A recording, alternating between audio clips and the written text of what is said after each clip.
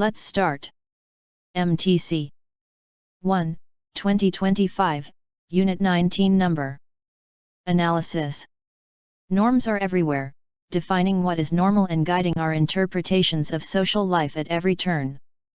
As a simple example, there is a norm in Anglo society to say thank you to strangers who have just done something to help, such as open a door for you, point out that you've just dropped something, or give you directions. Anglo. There is no law that forces you to say thank you. But if people don't say thank you in these cases, it is marked. People expect that you will say it. You become responsible. Failing to say it will be both surprising and worthy of criticism. Not knowing the norms of another community is the central problem of cross-cultural communication. To continue the thank you example, even though another culture may have an expression that appears translatable, many don't. There may be different norms for its usage, for example, such that you should say thank you only when the cost someone has caused is considerable. In such a case it would sound ridiculous, i.e., unexpected, surprising, and worthy of criticism, if you were to thank someone for something so minor as holding a door open for you. MTC. Good job. Let's start. MTC 1, 2025, Unit 19 Number 0102. Higher education has grown from an elite to a mass system across the world. In Europe and the USA, increased rates of participation occurred in the decades after the Second World War. 2. Between 2000 and 2014, rates of participation in higher education almost doubled from 19% to 34% across the world among the members of the population in the school-leaving age category, typically 18 to 23. 2000-2014 19%, 34%. The dramatic expansion of higher education has been marked by a wider range of institutions of higher learning and a more diverse demographic of students. Changes from an elite system to a mass higher education system are associated with political needs to build a specialized workforce for the economy. In theory, the expansion of higher education to develop a highly skilled workforce should diminish the role of examinations in the selection and control of students, initiating approaches to assessment which enable lifelong learning, assessment for learning and a focus on feedback for development. In reality, socio-political changes to expand higher education have set up a field of contradictions for assessment in higher education. Mass higher education requires efficient approaches to assessment, such as examinations and multiple-choice quizzes, with minimalist, impersonal, or standardized feedback, often causing students to focus more on grades than feedback. In contrast, the relatively small numbers of students in elite systems in the past allowed for closer relationships between students and their teachers, with formative feedback shaping the minds, academic skills, and even the characters of students. MTC. Good job. Let's start. MTC 1, 2025, Unit 19 Number 0304. All humans, to an extent, seek activities that cause a degree of pain in order to experience pleasure, whether this is found in spicy food, strong massages, or stepping into a too cold or too hot bath. The key is that it is a safe threat. The brain perceives the stimulus to be painful but ultimately non-threatening. Interestingly, this could be similar to the way humor works, a safe threat that causes pleasure by playfully violating norms. We feel uncomfortable, but safe. In this context, where survival is clearly not in danger, the desire for pain is actually the desire for a reward, not suffering or punishment. This reward-like effect comes from the feeling of mastery over the pain. The closer you look at your chili eating habit, the more remarkable it seems. When the active ingredient of chili's capsaicin touches the tongue, it stimulates exactly the same receptor that is activated when any of these tissues are burned. Knowing that our body is firing off danger signals, but that we are actually completely safe, produces pleasure. All children start off hating chili, but many learn to derive pleasure from it through repeated exposure and knowing that they will never experience any real harm. Interestingly, seeking pain for the pain itself appears to be uniquely human. The only way scientists have trained animals to have a preference for chili or to self-harm is to have the pain always directly associated with a pleasurable reward. MTC. Good job. Let's start. MTC 1, 2025, Unit 19 Number 0506. A ball thrown into the air is acted upon by the initial force given it, persisting as inertia of movement and tending to carry it in the same straight line, and by the constant pull of gravity downward, as well as by the resistance of the air. It moves, accordingly, in a curved path.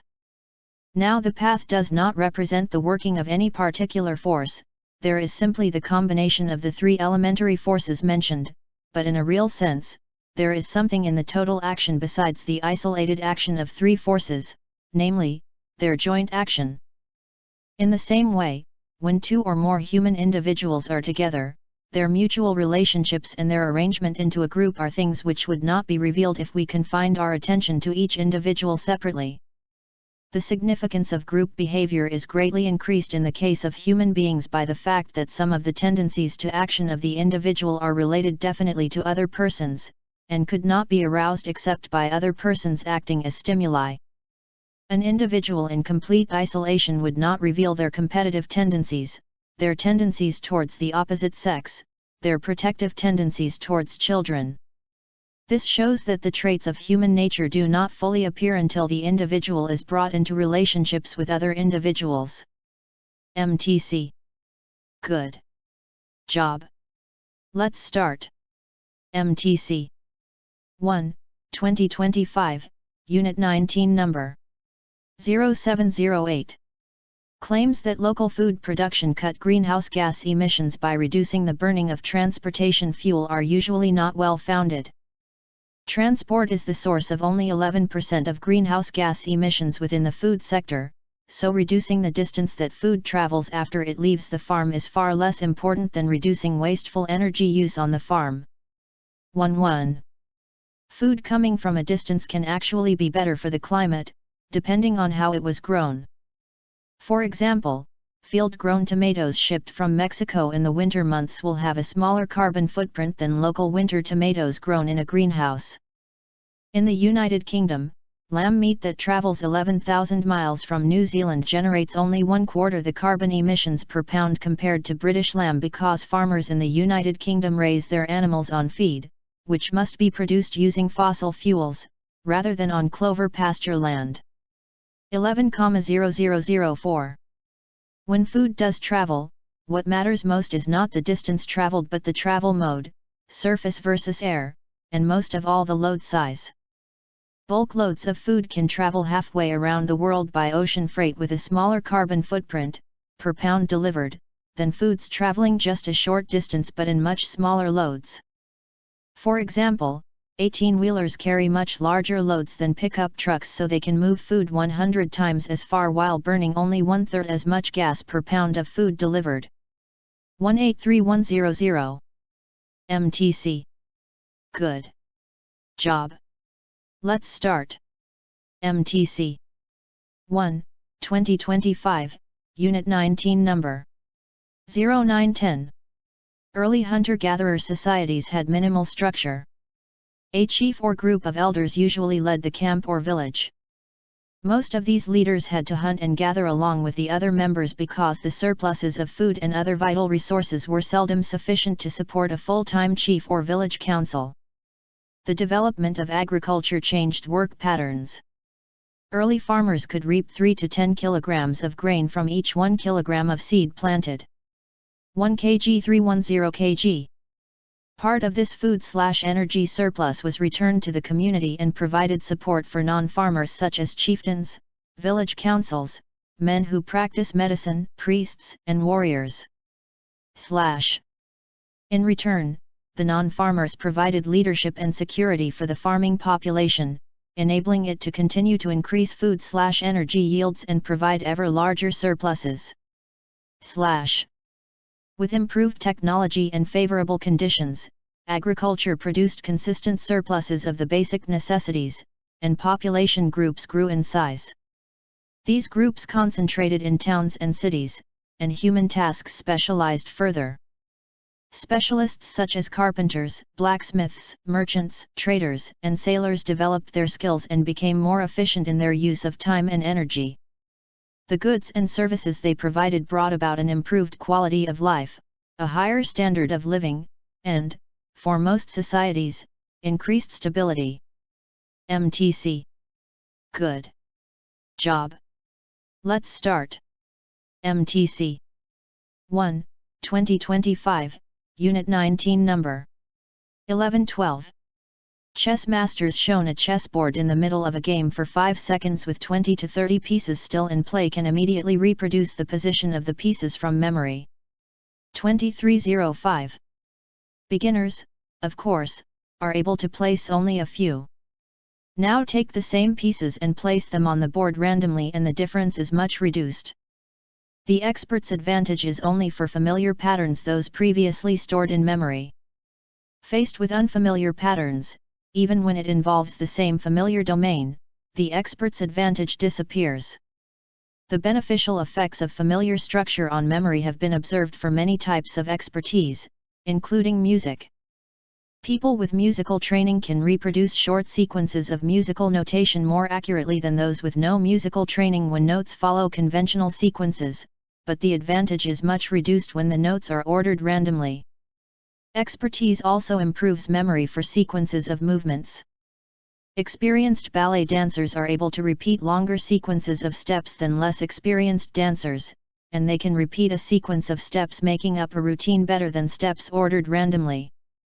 In each case, memory range is increased by the ability to recognize familiar sequences and patterns. MTC. Good job. Let's start.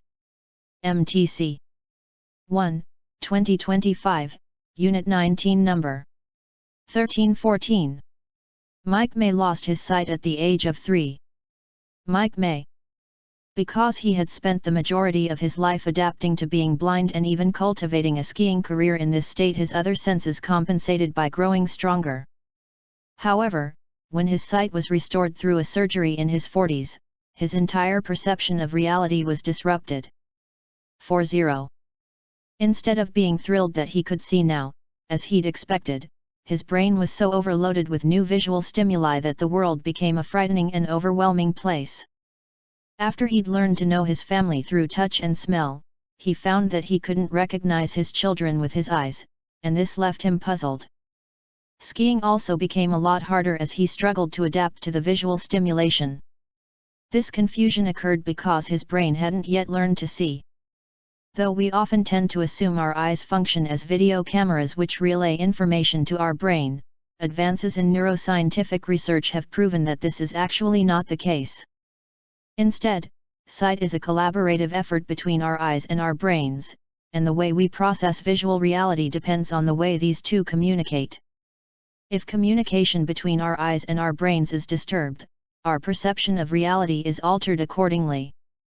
And because other areas of May's brain had adapted to process information primarily through his other senses, the process of learning how to see was more difficult than he'd anticipated. May. MTC. Good job. Let's start. MTC 1, 2025, Unit 19 Number 1516. In a society that rejects the consumption of insects, there are some individuals who overcome this rejection, but most will continue with this attitude. It may be very difficult to convince an entire society that insects are totally suitable for consumption. However, there are examples in which this reversal of attitudes about certain foods has happened to an entire society. Several examples in the past 120 years from European American society are: considering lobster a luxury food instead of a food for servants and prisoners, considering sushi a safe and delicious food, and considering pizza not just a food for the rural poor of Sicily. 120. In Latin American countries, where insects are already consumed, a portion of the population hates their consumption and associates it with poverty. There are also examples of people who have had the habit of consuming them and broken that habit due to shame, and because they do not want to be categorized as poor or uncivilized. According to Esther Katz, an anthropologist, if the consumption of insects as a food luxury is to be promoted, there would be more chances that some individuals who do not present this habit overcome ideas under which they were educated. Esther Katz. And this could also help to revalue the consumption of insects by those people who already eat them. MTC. Good job. Let's start. MTC 1, 2025, Unit 19, Number 1718. The longest journey we will make is the 18 inches between our head and heart. 1-8. If we take this journey, it can shorten our misery in the world. Impatience, judgment, frustration, and anger reside in our heads. When we live in that place too long, it makes us unhappy. But when we take the journey from our heads to our hearts, something shifts inside. What if we were able to love everything that gets in our way? What if we tried loving the shopper who unknowingly steps in front of us in line, the driver who cuts us off in traffic, the swimmer who splashes us with water during a belly dive, or the reader who pens a bad online review of our writing? Every person who makes us miserable is like us, a human being, most likely doing the best they can, deeply loved by their parents, a child, or a friend. And how many times have we unknowingly stepped in front of someone in line? Cut someone off in traffic? Splashed someone in a pool? Or made a negative statement about something we've read? It helps to remember that a piece of us resides in every person we meet. MTC. Good job. Let's start. MTC 1, 2025, Unit 19, Number 1920. Since the turn of the 20th century we've believed in genetic causes of diagnoses, a theory called genetic determinism. 20. Under this model, our genes, and subsequent health, are determined at birth. We are destined to inherit certain diseases based on the misfortune of our DNA. DNA. Genetic determinism doesn't consider the role of family backgrounds, traumas, habits, or anything else within the environment. In this dynamic we are not active participants in our own health and wellness. Why would we be? If something is predetermined, it's not necessary to look at anything beyond our DNA. DNA. But the more science has learned about the body and its interaction with the environment around it, in its various forms, from our nutrition to our relationships to our racially oppressive systems, the more complicated the story becomes. We are not merely expressions of coding but products of a remarkable variety of interactions that are both within and outside of our control. Once we see beyond the narrative that genetics are destiny, we can take ownership of our health. This allows us to see how choiceless we once were and empowers us with the ability to create real and lasting change. MTC. Good job. Let's start. MTC 1, 2025, Unit 19, Number 2122. The market's way of telling a firm about its failures is harsh and brief. Not only are complaints less expensive to handle but they also can cause the seller to improve. The seller may learn something as well. I remember a cosmetics company that received complaints about sticky sunblock lotion. At the time, all such lotions were more or less sticky, so the risk of having customers buy products from a rival company was not great. But this was also an opportunity. The company managed to develop a product that was not sticky and captured 20% of the market in its first year. 20. Another company had the opposite problem. Its products were not sticky enough. The company was a Royal Post Office in Europe and the product was a stamp. Royal Post Office. The problem was that the stamp didn't stick to the envelope. Management contacted the stamp producer who made it clear that if people just moistened the stamps properly, they would stick to any piece of paper. What to do? Management didn't take long to come to the conclusion that it would be more costly to try to educate its customers to wet each stamp rather than to add more glue. The stamp producer was told to add more glue and the problem didn't occur again. Since it is better for the firm to have buyers complain rather than go elsewhere, it is important to make it easier for dissatisfied customers to complain. MTC. Good job. Let's start. MTC 1, 2025, Unit 19 Number 2324. If you were afraid of standing on balconies, you would start on some lower floors and slowly work your way up to higher ones. It would be easy to face a fear of standing on high balconies in a way that's totally controlled. Socializing is trickier. People aren't like inanimate features of a building that you just have to be around to get used to. You have to interact with them, and their responses can be unpredictable. Your feelings toward them are more complex too. Most people's self-esteem isn't going to be affected that much if they don't like balconies, but your confidence can suffer if you can't socialize effectively. It's also harder to design a tidy way to gradually face many social fears. The social situations you need to expose yourself to may not be available when you want them, or they may not go well enough for you to sense that things are under control. The progression from one step to the next may not be clear, creating unavoidable large increases in difficulty from one to the next. People around you aren't robots that you can endlessly experiment with for your own purposes. This is not to say that facing your fears is pointless when socializing. The principles of gradual exposure are still very useful. The process of applying them is just messy, and knowing that before you start is helpful. MTC. Good job.